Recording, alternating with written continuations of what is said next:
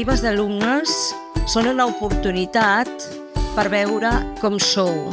Quan us veiem treballar, no es tracta només del que feu, sinó de com ho feu